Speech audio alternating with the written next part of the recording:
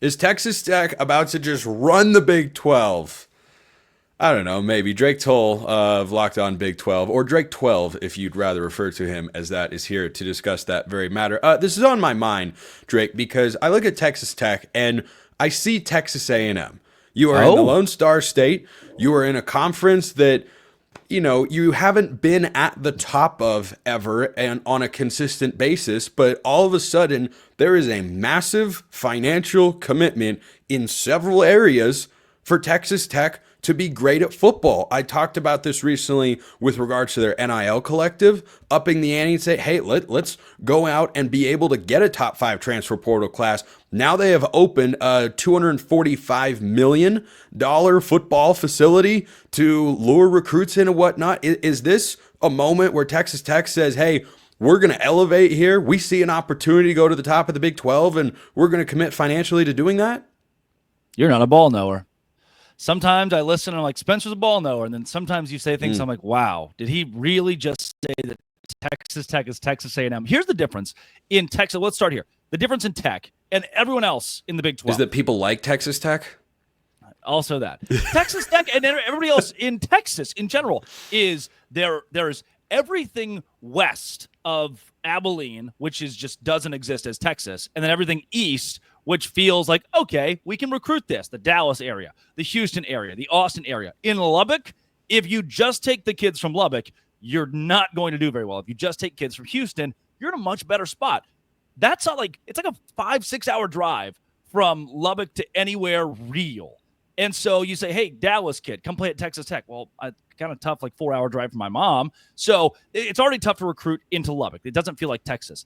But that's for the oil money. Hello, in the pockets. The Matador Club is this NIL collective for Texas Tech. And what makes me feel most confident about their financial stability is while Iowa State is canceling their wrestling facility and canceling improvements to Hilton Coliseum, and while Houston is changing the name of some of its programs, buildings, so we can get more money, and everybody's getting creative, Texas Tech's going, yeah, I don't know, finish the football facility. We still got cash. Who cares? They have an excess of money from donors that finally want to see them win. Why? Partly because Joey McGuire is a great salesman. They haven't won 10 games under him. They haven't been in the Big 12 championship. Like Dave Aranda won the Sugar Bowl in year 2 at Baylor, and Joey McGuire has not seen that same kind of success at Texas Tech, but donors are still right there. They love the guy, and they want him to be there long term, maybe because those recruiting rankings have been so solid for Tech and will continue to grow in the facilities arm race that ended like 4 or 5 years ago in the SEC. Texas Tech's doing it today, plus NIL, plus transfer portal, plus Joey McGuire being a great human being. Well, that's why I make the Texas A&M comparison, is how long has Texas A&M had maximum financial and donor commitment to being a great program, but they haven't actually been there. Yeah. They haven't gotten to that level. Texas A&M hasn't been to an SEC championship game. They've been interesting, fun, cool, trendy, recruited well, but they haven't taken that next step. To me, this reads as Texas Tech wanting to seize an opportunity, which is the Big 12, as you and I and others discuss regularly, it is the most wide open conference championship race over the last couple of years. It was wildly entertaining. Who had Utah missing a bowl game and Arizona State winning the league on their bingo card? They were picked to finish first and last respectively, and they had polar opposite seasons. You go to the SEC, Vanderbilt's not going to win the SEC championship. They pulled a historic upset. They went 6-6. It's different in the Big 12. And so I think Texas Tech, as a community and organization, might be looking at the Big 12 and saying, hey, Arizona State just went toe-to-toe with the runners-up in the SEC, unless you're talking about regular season championships, of course. But they're looking at that and saying, okay, if we are willing to spend, why can't we be close to where those SEC teams are? Because things are evening out with the transfer portal and NIL, and no one else in the Big 12. Is there another school in the Big 12 that is spending at this level, that is saying, hey, we are going all in to this degree? I don't even think Colorado's in this range. BYU is in that category because Ryan Smith owns the Utah Hockey Club and basically everything else that exists there. And he's like, here's $1 billion. At Texas Tech, it's, hey, there's oil in my backyard. You guys want $1 million? And what could be the downfall of this? It happens in basketball and football now. Let's picture in our modern realm of college football, utilizing the NIL tools that millionaires now have at their disposal. I can give $20 million a year, $1 million to 20 different football players. That's a lot of money, especially in the Big 12. Now I'm sitting in my donor seat in my booth, eating my chicken wings and my free beer, and my 20 kids aren't playing that well, or 7 players that I'm paying for aren't getting the playing time that I think they should. That's where your downfall is. I paid $20 million for a team that went 7-5. That's not good enough. Next year, I'm not giving you anything. Next year, I'm giving you $5 million. I disagree with the coach. I want the coach fired. Now we are having donors take over what college football is. At Texas A&M, they paid $100 million just to fire one single human being. So at Texas Tech, 75, but who's counting? What it's going to take at Texas Tech is donors understanding Rome wasn't built in a day, but Rome had some progress in year 4. Like Joey McGuire's not going to be able to lose to Washington State and them still be happy. So Texas Tech's key to not becoming A&M is not just their likability, and everybody remembers the Graham Harrell and how cool is that. Their key is to win football games, because at your peak donorship, if you don't do that, you won't find donors for a long time. When they see Joey McGuire and say, hey, turns out you were just a used car salesman, you didn't deliver on your promises, my kids didn't play, your team was bad, I want you fired. The power, by and large, is still in the hands of a lot of donors, as it has been for a long time in college football, but maybe more so today as they have vested legal interests in individual athletes. So at Tech, the pressure is on now more than ever to win, because the pot is as big as it's ever been.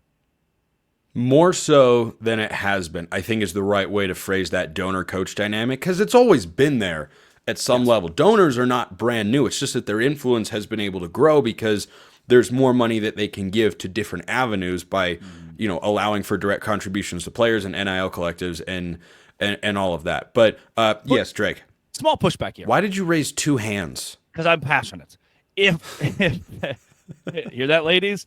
If in a situation where you're a 21-year-old who played 3 years at Western Kentucky, you put up 1,000 receiving yards last year, you want to go to Texas Tech because they have a brand new hot tub and a podcast room, or you could go to TCU because they offered you $2.5 million to play receiver for them, and Tech offered you $500,000. I want to make note here. Facilities are cool. They no longer matter as much, because I individually want $2.5 million for my 1 year of my service more than I do your cool new hot tub. Let's keep that in mind. Okay, that's a fair point. By the way, how many women do you think listen to or watch this show that are in your dating age? 9% of my podcast listeners are female. I don't think I'm at 10. I think that speaks to the sort of appeal that you and I have to whoever does listen to this show. The limit doesn't exist. If you're 80 out there and you've got a kind soul, just say hello. Yeah. So for Texas Tech, let's narrow it to the 2025 picture. They can make the Big 12 championship game. Yeah. I don't think there's any reason that they can't. They've beefed up in the trenches where I think they were really lacking over the last couple of years, particularly on the defensive side of the ball. Chris Level of Locked On Texas Tech came on the show a while back and said, look, that's been a focus for Joey McGuire and company. But like, what if they go 8-4 again? And it's not a bad year, but it's not the year that these sorts of financial commitments are trying to get on a return. No, I mean, they go on the road against Arizona State as well. They go on the road against Utah, that I think will be improved. They play Kansas State in Manhattan, and they go to Morgantown. That's always a sneaky place to play, especially late in the season where a foundation could be built there. So they could go to the Big 12 championship. They could win the whole thing. I'm not sure if anyone would push back on that. They could also go 7-5 because the Big 12. And if you go 7-5, things look really bleak. They were really questioning McGuire in year 2 because he won so much in year 1. Now in year 4, you've got to see consistent results. We can't fluctuate with the amount of money being poured into that program. Yeah, but it's going to be fun to watch either way, because if they elevate, suddenly it's, oh, look, this is all you need, and maybe it'll be a blueprint for everybody else, where they'll say, hey, wait, Texas Tech just really, really went all in, and you might see other coaches go into their community going, hey, guys, look at what's working. Look at how this goes. BYU's good. Texas Tech is good. Real quick, do you think those are the top 2 financially invested teams in the Big 12 football-wise right now?